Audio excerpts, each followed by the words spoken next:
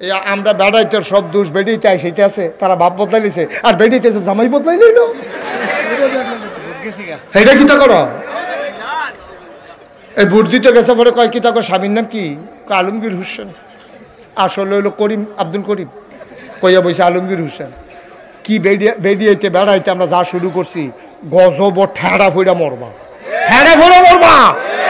আল্লাহ যে কখনো বাঁচাই রাখছে, না হইলে রে এটি বুঝি কথাই রি বাহের নাম বদলাইলে জামাইয়ের নাম বদলাইলে গরুর মাথা বেচা হয় 4,000 টাকা, আর যে মানুষের মাথা বেচা হয় 500 টাকা।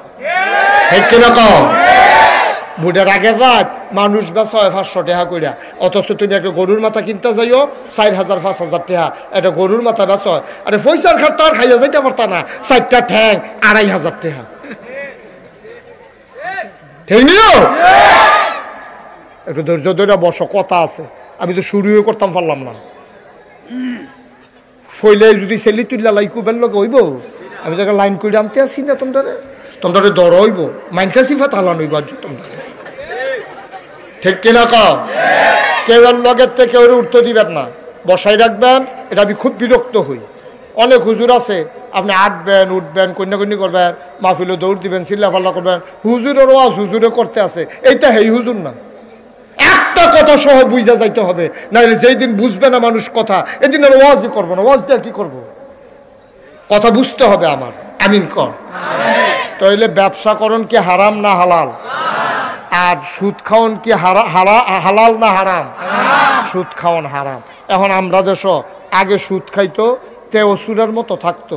যেতে সুদ খাইতো তেও সুরের মতো থাকতো, যেতে সুদে টেহা আনতো তেও এটা গোপন রাখতো। কারণ ইমাম সাহেব কইয়া দিছে, সুদখুরের জানাজা আমি পড়তাম না, সুদখুরের বাইতে আমি দাওয়াত খাইতাম না, সুদখুরের জানাজাত আমি যাইতাম না। অহন হুজুরও বাইরে গেছে গা, সুদখুরও বাইরে গেছে গা। নাগাইশের ফির সাহেব যদি কয় আমি সুদখুরের জানাজা পড়তাম না, ওই সুদ খাওয়াই না বেড়ার ফুতে সিল্লান দিয়া বাজারে খেলিয়া কইব 500 টাকা দিলে কত হুজুর। আর এবারে নাই লেখে আমার বাহে উঠলে থাকবো মনে করছো? 500 টাকা একটা লাড়া দেয়, দেখবো হুজুর লাইন দিয়ে লাইতো না হুজুর। ঠিক নেই? ঠিক নেই? এই যে যখন নিয়মটি কমা শুরু হয়েছে, আমরা তারা গোনারি বাড়া শুরু হয়েছে। ওই ডর আসি লাগে, আমি যদি সুদ খাই আমার জানাজা বেলে হুজুরে পড়তো না, আমি যদি সুদ খাই আমার বাইক বেলে হুজুরে দাওয়াত খাইতো না। এই ডরে ডরেও মানুষের সুদ খাওয়া ছাড়ছে।